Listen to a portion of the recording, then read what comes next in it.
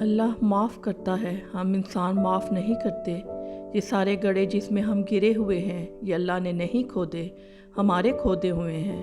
اللہ تو عیب پر پردہ ڈالنے والا، بخشنے والا ہے۔ اس کی سب سے بڑی صفت ہی بندے سے اس کی محبت ہے۔ زندگی میں بعض چیزوں کو صفحات پر لکھنا جتنا آسان ہوتا ہے، حقیقی زندگی میں ان پر عمل کرنا اتنا ہی مشکل ہوتا ہے۔ بعض الفاظ جب حقیقت کا لبادہ اوڑھ کر مجسم سامنے آئیں تو ان کو دیکھنے سے ہی آنکھیں جلنے لگتی ہیں۔ ان کو چھو کر محسوس کرنا تو بہت دور کی بات ہے۔ غیبی اصول یہ بھی ہے کہ جو چیز تقسیم کرو گے اسی چیز کی تمہارے پاس فراوانی ہو جائے گی، پھر وہ دولت ہو، عزت ہو، علم ہو، محبت ہو، درگزر ہو، کھانا ہو یا آسانیاں۔ وہ وقت بدل جاتا ہے جو گھڑیاں بتاتی ہیں، وہ نہیں بدلتا جو دل و دماغ میں رہ جاتا ہے۔ رنگین خواب دیکھنے سے کہیں بہتر ہے کہ انسان زندگی کی بلیک اینڈ وائٹ حقیقتوں کا سامنا کرے۔ ہو سکتا ہے ایک چیز تمہیں ناگوار گزرے اور وہی تمہارے لیے بہتر ہو، اور ہو سکتا ہے ایک چیز تمہیں پسند ہو اور وہی تمہارے لیے بری ہو۔ بے شک اللہ جانتا ہے، تم نہیں جانتے۔ جب آپ کے ساتھ کوئی برا کرے یا آپ کے لیے برا سوچے تو اسے اپنے عمل میں مصروف رہنے دیں۔ آپ کو یہ یقین ہونا چاہیے کہ آپ کے رب کو نہ نیند آتی ہے نہ اونگ۔ چیز چھن جانے میں مصلحت ہوتی ہے، کئی دفعہ پاس رہنا بھی بہتر نہیں ہوتا۔ ہاتھوں لکھی کتاب میں بس ہیں کہانیاں، قصوں کی جستجو ہے تو چہرے پڑھا کرو۔ سچائی اور نیکی کا راستہ دشوار ضرور ہے لیکن منزل بہت خوبصورت، برائی کا راستہ بہت آسان سہی لیکن منزل تباہی ہی ہے۔ والدین اپنے بیٹوں اور بیٹیوں کو دنیا کی ہر چیز دیتے ہیں، صرف جو نہیں دے سکتے وہ ہے نصیب۔ اللہ تعالیٰ سب بیٹیوں اور بیٹوں کے نصیب بہت اچھے کرے، آمین۔ خوف خدا ایک ایسا چراغ ہے جس میں نیکی اور بدی صاف نظر آتے ہیں۔ کسی کی بیٹی کو جب اپنے گھر لے آئیں تو یاد رکھیں کہ شادی کر کے ہی لائے ہیں، خرید کر نہیں کہ جیسا مرضی سلوک کیا جائے وہ آپ کے اچھے سلوک اور عزت کی حقدار ہوتی ہے۔ دعاؤں میں تاثیر آپ کی طلب سے آتی ہے اور تخیر آپ کی بہتری کے لیے ہوتی ہے۔ ایک بیٹی اور ایک درخت دونوں کا گھر میں ہونا بہت ضروری ہے، کیونکہ درخت ہمیشہ دھوپ میں سایہ دیتا ہے اور بیٹی ہمیشہ درد میں ساتھ دیتی ہے۔ بہترین ہم سفر کی سب سے بڑی خاصیت یہ ہے کہ وہ آپ سے اختلاف اور ناراضگی کے باوجود بھی آپ کا خیال رکھنا اور فکر کرنا نہیں چھوڑتا۔ احساس زبردستی نہیں ڈالا جا سکتا، اگر یہ ممکن ہوتا تو اس دنیا میں کوئی مسئلہ ہی نہ ہوتا۔ کیچڑ اچھال کر بھی داغدار نہ کر سکے، میرے وسعت دامن پہ حیران ہے دشمن میرے۔ آپ اپنی نیت کی اچھائی پر صرف رب کے ہاں ہی تسلیم کیے جاؤ گے تو یاد رکھو وہاں سے ملنے والا اجر ہی زندگی کی حقیقت اور سکون ہے۔ اپنوں کے درمیان سیاست فضول ہے، نہ ہو کوئی مقصد تو بغاوت فضول ہے۔ نماز، روزہ، زکوٰۃ، خیرات یا حج، ماں باپ خوش نہ ہوں تو عبادت فضول ہے۔ میرے دل کی مسجد میں جب بھی تیری یادوں کی اذان ہوتی ہے اے ماں، میں اپنے ہی آنسوؤں سے وضو کر کے تیرے جینے کی دعا کرتا ہوں۔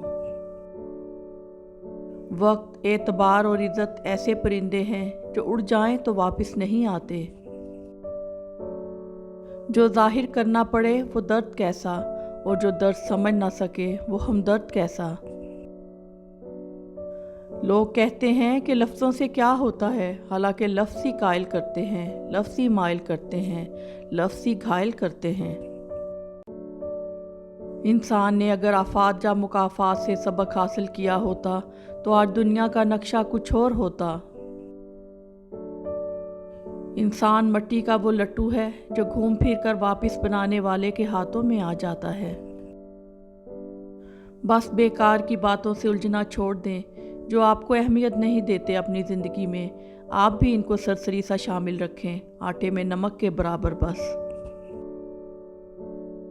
والدین کی باتوں پر اتنا تو یقین رکھیں جتنا آپ دوائی پر رکھتے ہیں۔ تھوڑی کڑوی لگے گی مگر فائدہ مند ضرور ثابت ہوگی۔ جس نے تمہاری ایک بات بھی سنے بغیر تمہیں غلط مان لیا، وہ تمہارے لاکھ دلائل پر بھی تمہیں صحیح نہیں تسلیم کرے گا۔ لوگوں کو خوش کرنا ناممکن ہے۔ ہر انسان الگ ہوتا ہے۔ خود کو نکھارنا اور سنوارنا اچھی بات ہے، مگر یہ سب اپنے لیے کریں، کسی بے پرواہ انسان کے لیے نہیں۔ دنیا میں اگر کسی چیز کو پہلی فرصت میں رکھنا ضروری ہے تو وہ آپ کا ذہنی سکون ہے، باقی سب چیزیں عارضی ہیں۔